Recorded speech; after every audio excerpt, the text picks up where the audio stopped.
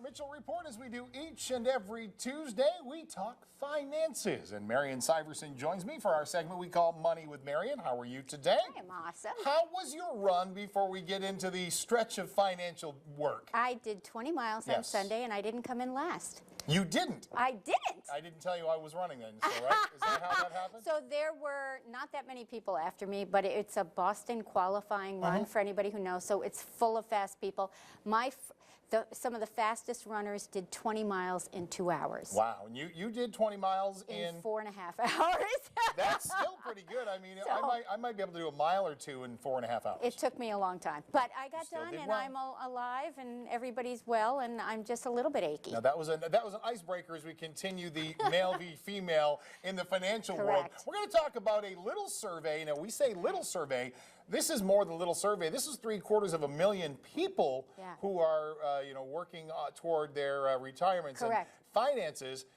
And what are the grim details for guys you have today, Marion? Okay, so when I have couples all the time, and individuals, but couples, and they'll want to know who won, who's beating who in this investment thing. So these kinds of numbers are interesting to people. So first thing to know with this 750,000 Vanguard study is who saved more. Turns out women are saving more for retirement, 7 to 16% more on average, okay?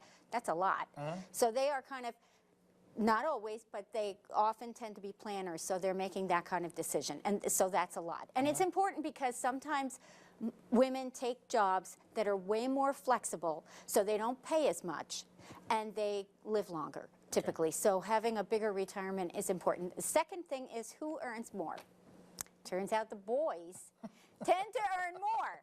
Now that isn't always true, of course, but in this survey, the men were earning more, even though in general, they both genders had about 75% of their holdings in stock mutual funds.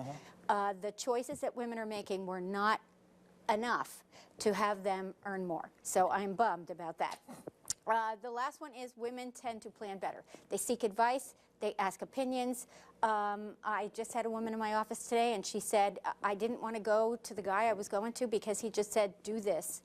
And he didn't let me explore. And I want to ask questions, and I want to know details, and so that's how it goes. Men make more money, typically.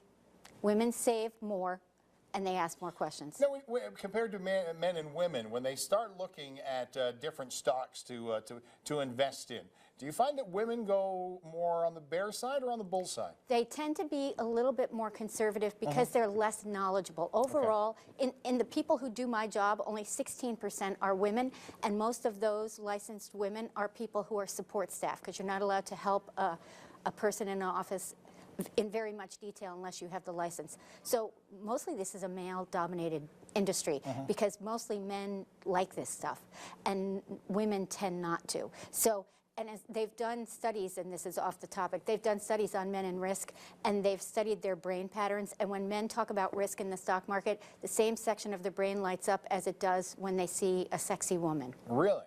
So men tend to like risk more. The risk takers. Yeah. And sometimes it doesn't always work in their best benefit. Always. No, that's why there's a benefit to having a girl around to assist you and bring you back from the brink. I knew we would get there somehow. Marion, thank you so very much. Thanks, JR. And if people want more of your advice, how do they get a hold of you? I am at NormBegaFinancial.com. All right, Marion Syverson with Money from Marion, as we do each and every Tuesday here on the J.R. Mitchell Report. We'll be back right after this.